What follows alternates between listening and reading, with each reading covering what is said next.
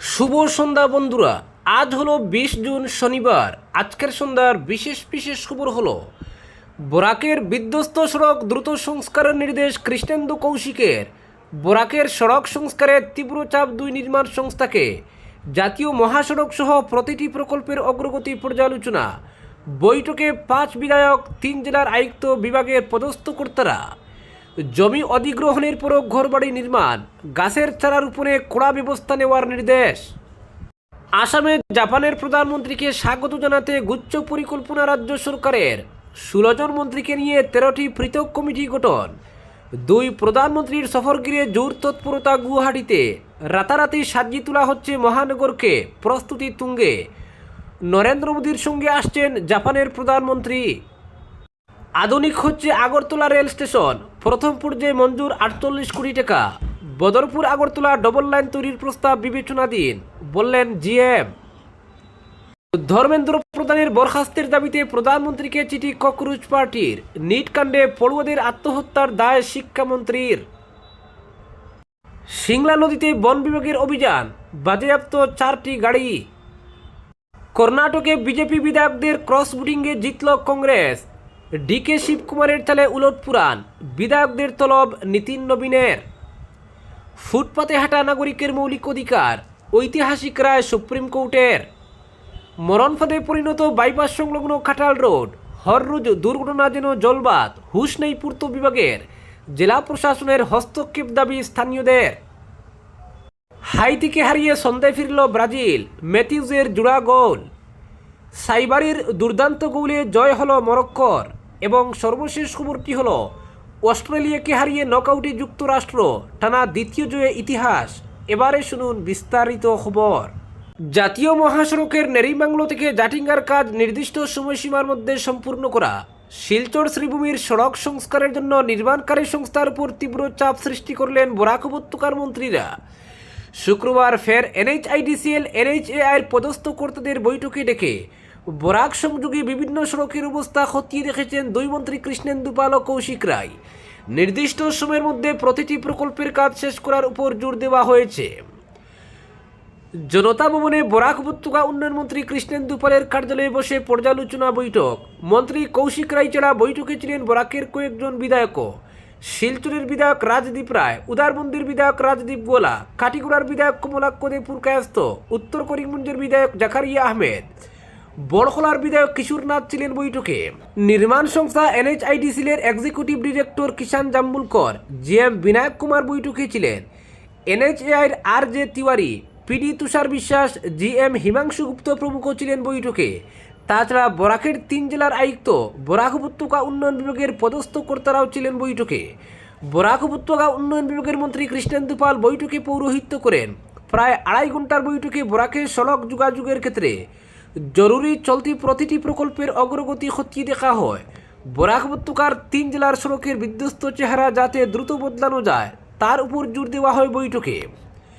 নির্মাণকারী সংস্থার সঙ্গে বৈঠকের পর মন্ত্রী কৃষ্ণেন্দু জানান, জাতীয় মহাসড়কের নেরিমবাংলো থেকে জাটিঙ্গা অংশের কাজ আগামী 31 জুলাইয়ের নির্দিষ্ট সময়সীমার মধ্যে শেষ করার নির্দেশ দেওয়া হয়েছে নির্মাণকারী সংস্থা এনএইচএআইকে। এ ব্যাপারে ডিমা হাসাও জেলা প্রশাসন এবং স্বশাসিত পরিষদের কর্তারা পূর্ণ সহযোগিতা করবেন। তাছাড়া জাতীয় মহাসড়কের কাছাড় জেলার বালাচড়া অংশে রাস্তায় যে বিশাল বিশাল গর্তের সৃষ্টি হয়েছে, অবিলম্বে তা সংস্কার করতে বলা হয়েছে এনএইচএআইকে। বৈঠকে এনএইচআইডিসিএলের হাতে থাকা সড়ক প্রকল্পগুলির অগ্রগতিও খতিয়ে দেখা হয়। তবে বেশ কিছু বাধার কথা বলা হয় সংস্থার পক্ষ থেকে। কাছাড়ের জেলা আয়ুক্ত সেটা খতিয়ে দেখে ব্যবস্থা নেবেন। তবে ইতিমধ্যেই বেশ কয়েকটি সমস্যার সমাধান করার কথা বৈঠকে জানান জেলা আয়ুক্ত। কিন্তু সড়ক নির্মাণের জন্য জমি অধিগ্রহণ করে জিওটেক করার পরও রাতারাতি বিভিন্ন এলাকায় প্রচুর ঘরবাড়ি গড়ে উঠে গাছের চারা রোপণ করা হয়। তাই কাছাড়ের জেলা আয়ুক্তকে কড়া হাতে ওই বিষয়টি দমনের নির্দেশ দেওয়ার কথা জানিয়েছেন কৃষ্ণেন্দু। তিনি বলেন, জিওটেক করার পরও কোথাও ঘরবাড়ি তৈরি করা হলে, গাছের চারা রোপণ করা হলে এফআইআর করে জেল হাজতে প্রেরণের নির্দেশ দেওয়া হয়েছে। কারণ এসব কারণে থেমে থাকে সড়ক প্রকল্পের কাজ। ক্ষতিপূরণ পাওয়ার লোভে এই ধরনের কাজ করা হয়। ফলে জেলা আয়ুক্তকে কড়া ব্যবস্থা নিতে বলা হয়েছে। তাছাড়া শ্রীভূমি শহরের শোচনীয় সড়কের অবস্থা নিয়েও বৈঠকে আলোচনা করা হয়। তাই জনগণের স্বার্থে যাতে শহরের রাস্তার সংস্কার কাজ দ্রুত শুরু করা হয়, নির্মাণকারী সংস্থাকে সেই নির্দেশ দেওয়ার কথা জানিয়েছেন বিভাগীয় মন্ত্রী। পরবর্তী খবরটি হলো, আধুনিক হচ্ছে আগরতলা রেল স্টেশন, প্রথম পর্যায়ে মঞ্জুর 48 কোটি। বদরপুর আগরতলা ডবল লাইন তৈরির প্রস্তাব বিবেচনাধীন বললেন জিএম।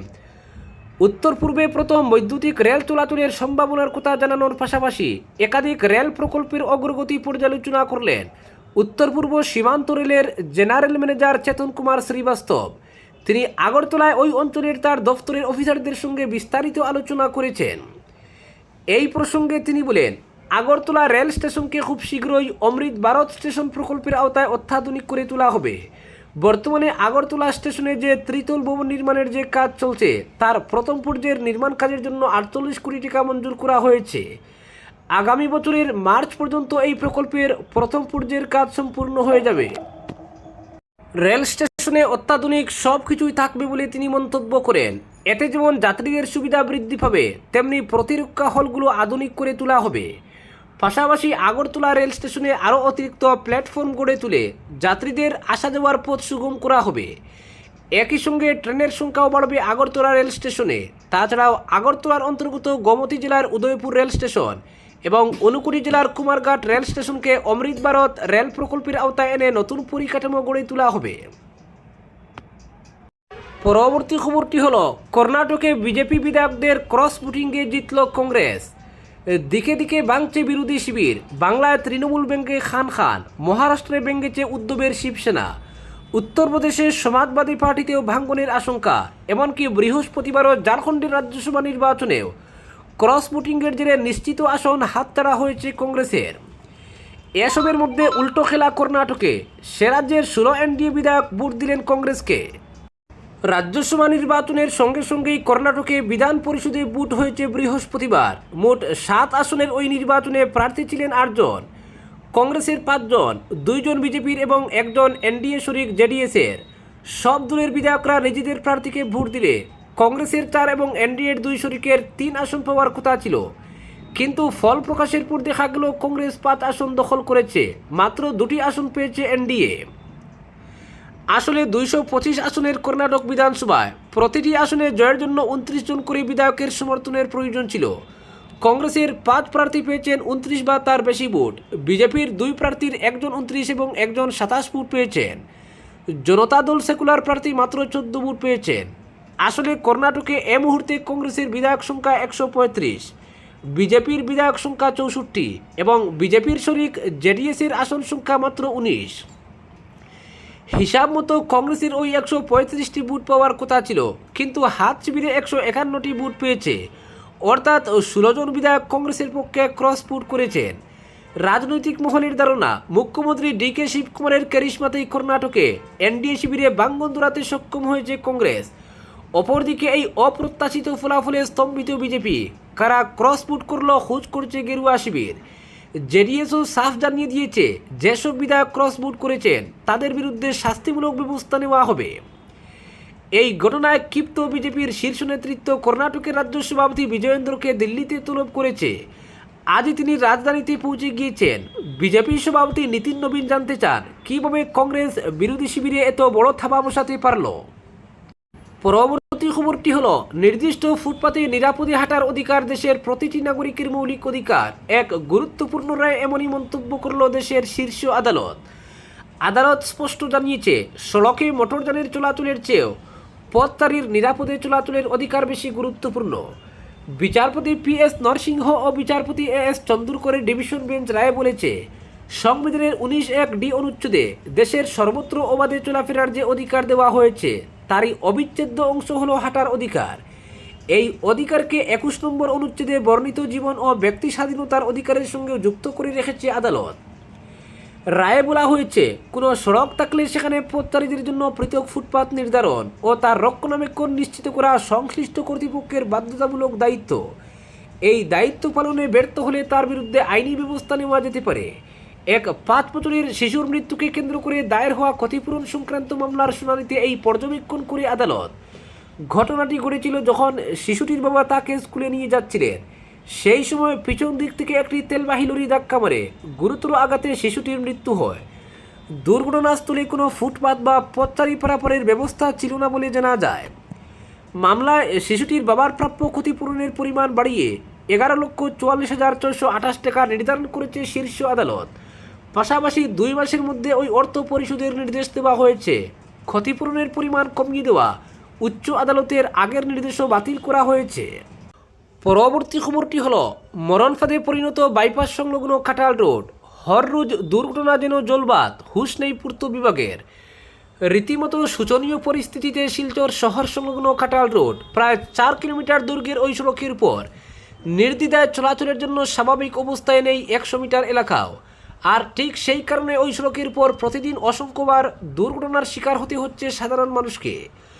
বলতে গেলে প্রতিদিন হাজার হাজার মানুষকে ওই সড়কের উপর দিয়ে প্রাণের ঝুঁকি নিয়ে চলাচল করতে হচ্ছে, কিন্তু নির্বিকার সড়কের দায়িত্বপ্রাপ্ত বিভাগ।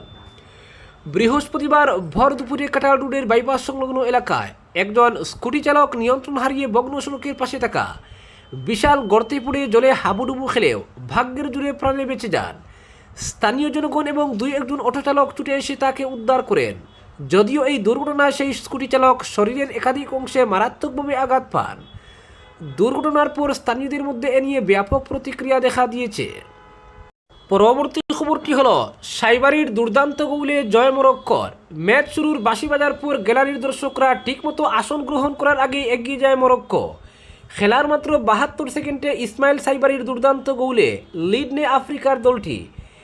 এরপর বাকি সময় জুড়ে স্কটল্যান্ড সমতায় ফেরার জন্য মরিয়া চেষ্টা চালালেও সেই প্রাথমিক ধাক্কা আর সামলে উঠতে পারেনি তারা। 2026 বিশ্বকাপে নিজেদের দ্বিতীয় ম্যাচে স্কটল্যান্ডকে 1-0 গোলে হারিয়ে নকআউট পর্বের পথে বড় এক ধাপ এগিয়ে গেল গত আসরের সেমিফাইনালিস্ট মরক্কো। লিঙ্কনশায়ারের বস্টন স্টেডিয়ামে অনুষ্ঠিত ম্যাচে দলের জয়সূচক গোলটি করেন দুর্দান্ত ফর্মে থাকা অ্যাটাকিং মিডফিল্ডার ইসমাইল সাইবারি। ম্যাচের শুরুতে স্কটিশ রক্ষণভাগের বুলের সুযোগে কাজে লাগান সাইবারি। বল কেড়ে নিয়ে গোলরক্ষক অ্যাঙ্গাস গানকে পরাস্ত করে জোরালো শটে জালে বল পাঠান তিনি। 72 সেকেন্ডে করা এই গোলটি চলতি বিশ্বকাপের দ্রুততম গোল হিসেবে জায়গা করে নিয়েছে। আসলে এটি সাইবারির দ্বিতীয় গোল। এর আগে ব্রাজিলের বিপক্ষে 1-1 ড্র হওয়া ম্যাচেও গোল করেছিলেন 25 বছর বয়সী এই তারকা। প্রথমার্ধে পুরোপুরি আধিপত্য ছিল মরক্কোর। 78% বল দখলে রেখে একের পর এক আক্রমণে স্কটল্যান্ডকে চাপে রাখে আটলাস লায়ন্সরা। হাকিমি ও এল খানুসের আক্রমণ ঠেকাতে একাধিকবার পরীক্ষার পড়তে হয় গোলরক্ষক আঙ্গাস খানকে। বিরতির আগে অনাহির একটি শট অল্পের জন্য লক্ষ্যভ্রষ্ট না হলে ব্যবধান আরও বাড়তে পারত। পরবর্তী খবরটি হলো বিশ্বকাপে জয়ের পথে ফিরল ব্রাজিল। হাইতিকে 3-0 গোলে হারিয়ে গুরুত্বপূর্ণ 3 পয়েন্টের পাশাপাশি হারানো আত্মবিশ্বাসও ফিরে পেয়েছে কার্লো অ্যানচেলত্তির দল। জোড়া গোল করে ম্যাচের নায়ক হন ম্যাথিউস কুনহা, আর 1 গোল ও 2 অ্যাসিস্টে দারুণ পারফরমেন্স দেখান ভিনিসিয়াস জুনিয়র। মরক্কোর বিপক্ষে ড্রয়ের পর চাপে থাকা ব্রাজিল শুরু থেকেই ম্যাচের নিয়ন্ত্রণ নেয়। 23 মিনিটে কুনহার গোলে এগিয়ে যাওয়ার পর ভিনিসিয়াসের পাস থেকে ব্যবধান দ্বিগুণ করেন তিনি।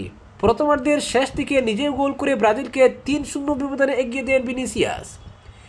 দ্বিতীয়ার্ধে আর কোনো গোল না হলেও একাধিক সুযোগ তৈরি করে ব্রাজিল, তবে গোলরক্ষক ও রক্ষণভাগের বাধায় ব্যবধান বাড়াতে পারেনি 5 বারের বিশ্ব চ্যাম্পিয়নরা। এই জয়ে বিশ্বকাপে পরের ম্যাচের আগে অনেকটাই স্বস্তিতে থাকলো আনচেলত্তির দল। পরবর্তী খবরটি হলো অস্ট্রেলিয়াকে হারিয়ে নকআউটে যুক্তরাষ্ট্র, টানা দ্বিতীয় জয়ে ইতিহাস। নিজেদের মাঠে সিয়াটলে দুর্দান্ত পারফরমেন্স উপহার দিয়ে অস্ট্রেলিয়াকে 2-0 গোলে পরাজিত করেছে মার্কিন যুক্তরাষ্ট্র। এই জয়ের ফলে মেক্সিকোর পর দ্বিতীয় দল হিসেবে নকআউট পর্বে জায়গা নিশ্চিত করেছে মার্কিনরা। ম্যাচের শুরু থেকেই আক্রমণাত্মক ফুটবল খেলতে থাকে কোচ মরিসিও পচত্তনির দল। প্রথম গোলটি আসে অস্ট্রেলিয়ার আত্মঘাতী বুল থেকে। ফুলারিন বালোগানের বাড়ানো পাস ক্লিয়ার করতে গিয়ে নিজেদের জালাই বল পাঠিয়ে দেন অস্ট্রেলিয়ার ডিফেন্ডার ক্যামেরন বার্গেস, ফলে এগিয়ে যায় স্বাগতিকরা। প্রথমার্ধে বলের দখল ও আক্রমণে আধিপত্য বজায় রাখা যুক্তরাষ্ট্র বিরতির ঠিক আগে ব্যবধান দ্বিগুণ করে সতীর্থের নেওয়া ফ্রি কিক বক্সের বাইরে পেয়ে জোরালো শট নেন সের্জিনো দুস্ত। অস্ট্রেলিয়ার এক খেলোয়াড়ের গায়ে বল লেগে বল উপরে উঠে গেলে দ্রুত এগিয়ে এসে হেডের মাধ্যমে বল জালে জড়িয়ে দেন অ্যালেক্স ফ্রিম্যান। দ্বিতীয়ার্ধে অস্ট্রেলিয়া ঘুরে দাঁড়ানোর চেষ্টা করলেও মার্কিন রক্ষণভাগ ছিল যথেষ্ট দৃঢ়, ফলে আর কোনো গোল না হওয়ায় 2-0 ব্যবধানের জয় নিয়েই মাঠ ছাড়ে যুক্তরাষ্ট্র। এই জয়ের মধ্য দিয়ে টুর্নামেন্টে টানা 2 ম্যাচ জয়ের কৃতিত্ব অর্জন করেছে যুক্তরাষ্ট্র। পাশাপাশি নকআউট পর্ব নিশ্চিত করে শিরোপা জয়ের লড়াইয়ে নিজেদের অন্যতম শক্তিশালী দাবিদার হিসেবেও প্রমাণ করেছে তারা। আজকের বিশেষ বিশেষ সংবাদ এখানেই সমাপ্ত।